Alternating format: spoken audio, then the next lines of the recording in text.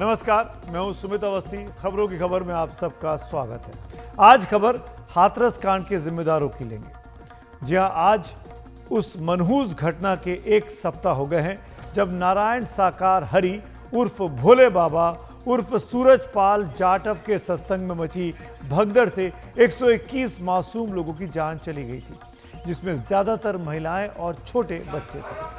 आज पूरे 7 दिन के बाद इस मामले में यूपी सरकार की तरफ से कोई बड़ा एक्शन लिया गया है।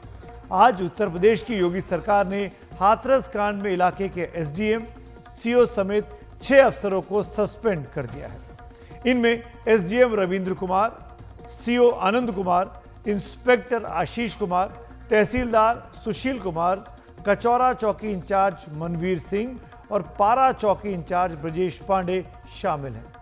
सरकार ने यह कार्रवाई एसआईटी की रिपोर्ट आने के बाद की है। एसआईटी ने करीब 900 पन्नों की रिपोर्ट मुख्यमंत्री योगी आदित्यनाथ को सोमवार की रात ही भेजी, जिसके बाद 6 प्रशासनिक और पुलिस अधिकारी आज नब गए। लेकिन उस दरवाजे तक कोई प्रशासनिक एजेंसी या जांच नहीं पहुंची जो दरवाजा खुद को परमात्मा मानने वाले सूरजपाल जाटव उर्फ भोले बाबा का है। जहां अब तक भोले बाबा की गिरफ्तारी का कहीं कोई नामो निशान नहीं है। उस वक्त अभी तक प्रशासन के हाथ क्यों नहीं पहुंच पाए हैं, इसको आप इस सेवादार के एक बयान से जरूर समझिए। किस वजह से आए हैं? क्या आश्रम आए हैं? इसलिए आए हैं कि हमारे परमात्मा को अगर कोई छूने की इजाज़त करेगा तो मैं अपनी आत्मदाह कर लूँगा, क्योंकि मैं जानता हूँ ये मेरे परमात्मा हैं। जिसको दिखाई दे रहा वही बता सकता है कि आम मीठा है या खट्टा है, जिसने खाया है। क्या लगता है बाबा दोषी है? सर इसमें बाबा दोषी का है, प्रशासन को दोषी है। प्रशासन पे तो आज कार्रवाई भी हुई है। हाँ सर, प्रशासन ज़्यादा दोषी है। ज़्यादा दोषी है। फिलहाल जिस एसआईटी की रिपोर्ट के आधार पर 6 अधिकारियों की गर्दन नप गई, उनमें खास बातें क्या, उस रिपोर्ट को आप जरा ध्यान से देख लीजिए। एसआईटी ने 128 लोगों के बयान आज इसमें दर्ज किए हैं और इसके बाद ये रिपोर्ट तैयार की, जिनमें अधिकारी, कर्मचारी और पीड़ित परिवार जो उस वक्त वहां मौजूद थे, वो तमाम लोग शामिल हैं। एसआईटी ने माना है कि हादसे में साजिश से इनकार नहीं किया जा सकता।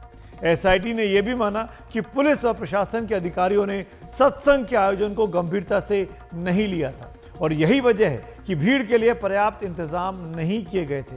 यहां तक कि बैरिकेडिंग के लिए भी ठोस इंतजाम कुछ नहीं थे। साथ ही सीनियर अफसरों को इस पूरे आयोजन की कोई जानकारी नहीं दी गई। एसआईटी ने यह भी माना कि एसडीएम से लेकर चौकी इंचार्ज तक सबने अपनी जिम्मेदारी में लापरवाही बरती है। एसडीएम के बारे में कहा गया कि वो कार्यक्रम स्थल पर मुआयना करने भी नहीं गए और कार्यक्रम की उन्होंने इजाजत दे दी। एसआईटी ने प्रशासन के अलावा आयोजकों को भी कटघरे में खड़ा किया है। एसआईटी ने कहा है कि आयोजकों ने बिना पुलिस वेरिफिकेशन के कई लोगों को अपने साथ जोड़ लिया, जिससे उस दिन अव्यवस्था फैल गई थी।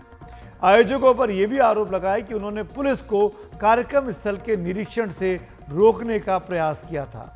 एसआईटी का यह भी मानना है कि आयोजकों ने पुलिस से दुर्व्यवहार किया।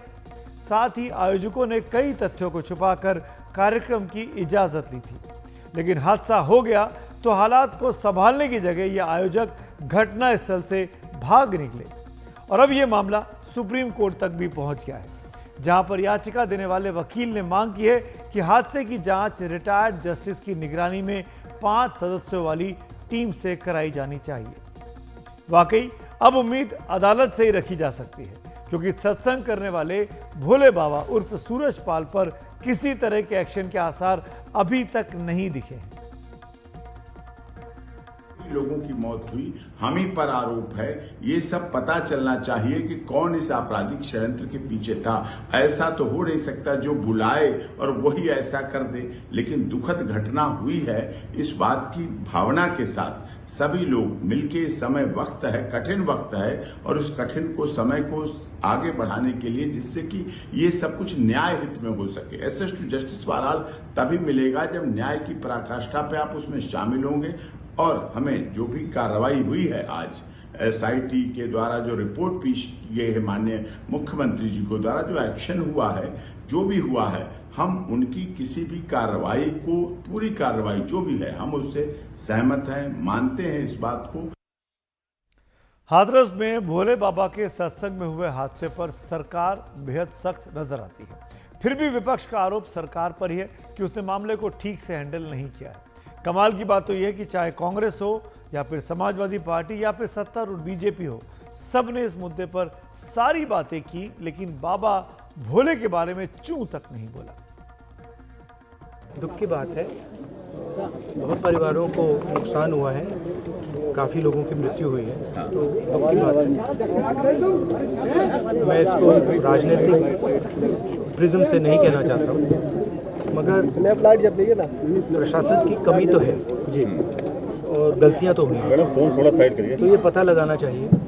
और शायद सबसे ज़रूरी बात कि कॉम्पनसेशन सही मिलना चाहिए। जिन लोगों की जान गई है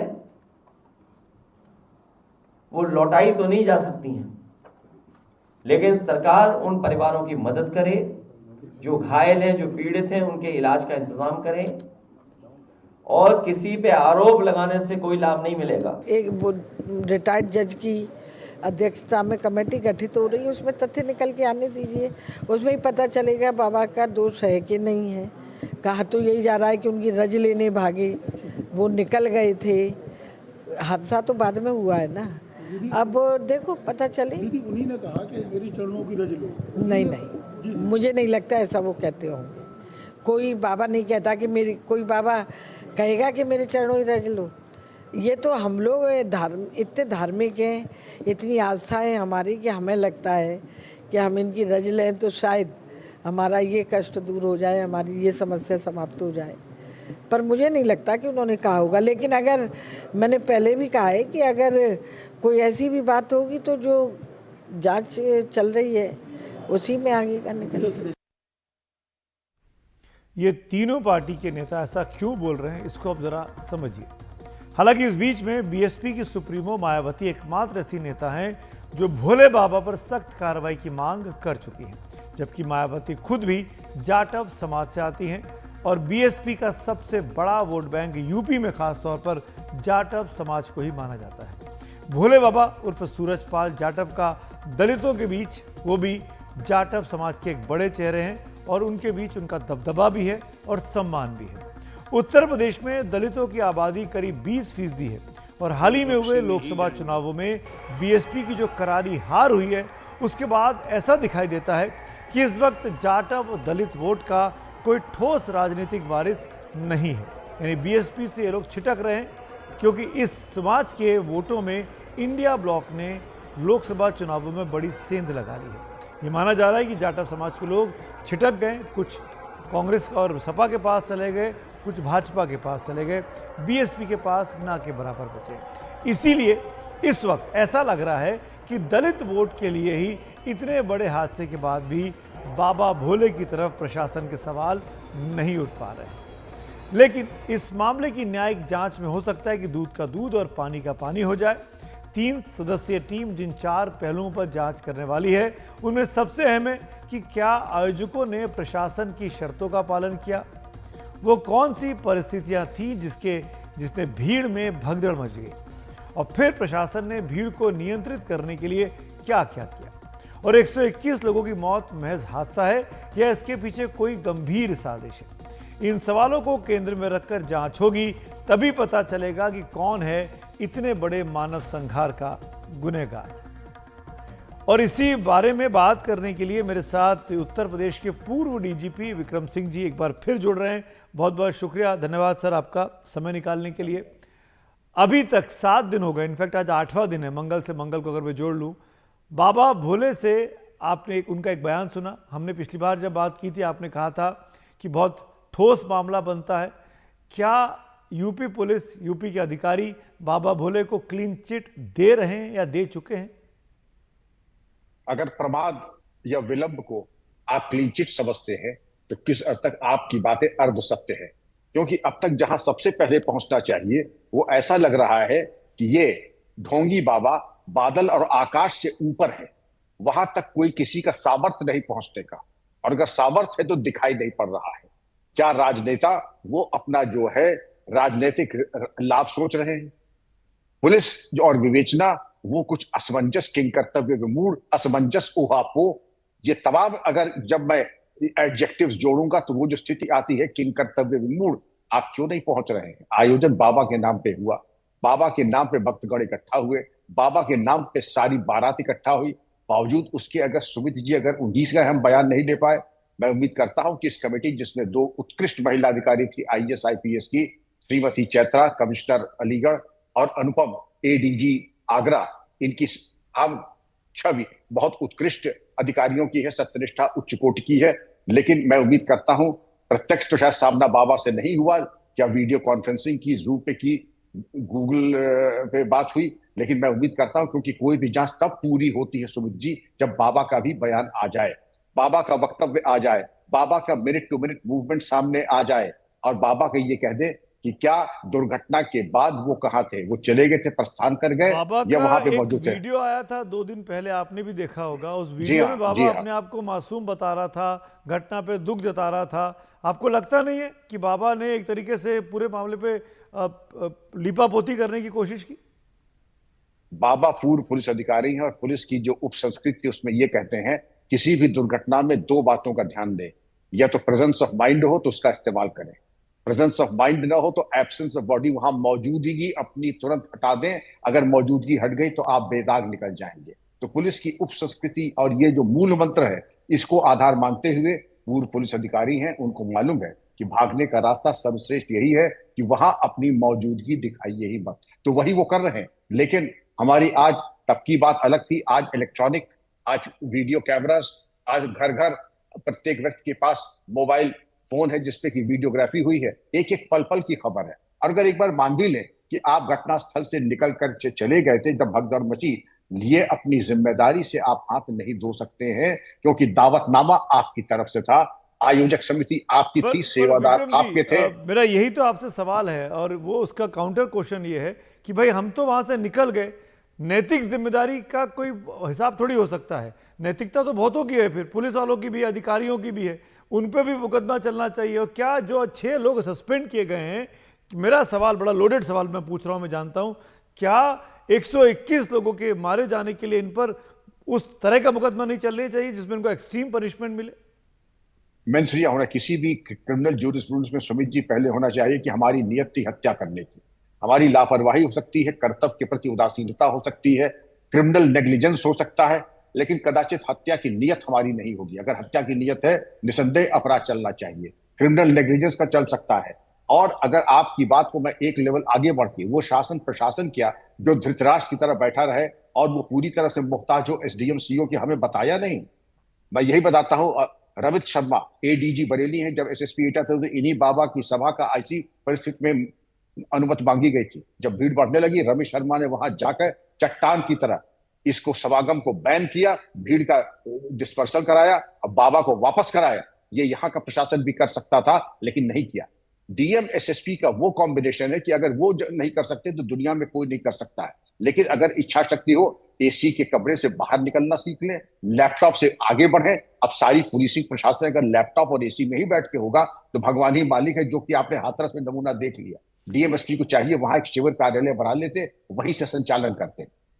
पर टीम गई वहां पर, पुलिस की भी गई, एसआईटी भी गई, लगातार लोग बाग दौरे कर रहे हैं, कार्रवाई भी कर दी गई, सीओ को सस्पेंड कर दिया गया, थाना इंचार्ज को सस्पेंड कर दिया गया। यही तर्क दिए जाएंगे कि हम तो अपने लोगों पे एक्शन ले रहे हैं।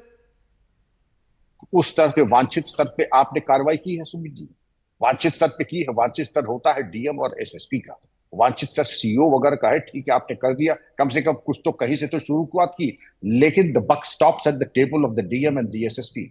और उनकी कार्य क्षमता क्या, वो तो जैसे कहते हैं, मैं डीएम के नहीं एसएसपी के, वो भूखे शेर की तरह बैठता है कि और ताकत किसी में अगर सामर्थ्य हो आकर के दुर्व्यवस्था करके दिखाए, ना हम नोच के खा जाए तुम्हें। इस तरीके से नहीं चलता है पलायनवाद की तरह हम बैठे, अगर किसी ने सूचना दी तो हमने सुना, किसी ने दिखाया तो हमने देखा। वो सब कुछ खुद देखता है, खुद दिखाता है, खुद सुनता है और सुनवाता है। वो किसी की मोहताजी नहीं रहती सुमित जी। इस तरीके की विकलांग व्यवस्था मैंने कभी देखी नहीं है। एक आखिरी कमेंट और चाहूंगा मैं आपसे, आगे आप क्या देखते हैं, क्या होगा? मामला ऐसे ही चलेगा, हम भूल जाएंगे 1 हफ्ते के बाद? सुमित जी, राजनीतिक मित्रों से बड़े विनम्रता के साथ, उनसे तो मुझे पहले भी कोई उम्मीद थी और आज भी मुझे कोई आशा नहीं है। लेकिन शासन प्रशासन जो स्टील फ्रेम ऑफ एडमिनिस्ट्रेशन है, मैं शासन प्रशासन से उम्मीद करता हूं uniform and faithful implementation of rule of law. निर्भीक होकर के कानून का अनुपालन, निर्भीक होकर के निष्पक्षता के साथ, पारदर्शिता के साथ त्वरित तरीके से करवाए। मुझे पूरी उम्मीद है न्याय होगा। 121 जानों का जाना व्यर्थ नहीं जाएगा। क्यों नहीं कर रहा है प्रशासन? क्या लगता है आपको? आप तो डीजीपी रह चुके हैं, किस बात का खौफ है? क्या कानून व्यवस्था का सवाल खड़ा हो जाएगा? क्या लाखों लोग सड़क पर उतर आएंगे? जो उनके बिल्कुल नहीं। जब रमित शर्मा ने एटा जिले में इनको वापस किया था, जब आगरा में 20 साल पहले गिरफ्तार हुए थे, तो कानून व्यवस्था आया था। हम एक चीज देखते हैं, आई में विन और लूज, मैं हारूं या जीतूं, मेरा राष्ट्र मेरा कानून कभी ना हारे। ये कैसी बात हम कर रहे हैं? जो होगा देखा जाएगा। पहले कानून का पालन कीजिए, उसके बाद हम सोचेंगे हुआ क्या। Shoot first, apologize later. किसी बात का राजनीतिक तौर पे नुकसान होने का खतरा है हुकूमत को? बेशक खतरा है, बेशक खतरा है। अब नफा नुकसान सोचना है तो राजनीति छोड़ देनी चाहिए, लेकिन नफा नुकसान छोड़ दिया फिर राजनीति का है बात। राजनीति में है इसीलिए कि हम नफा नुकसान अच्छी तरह से जानते हैं, हमें मालूम है which side of the bread has the butter.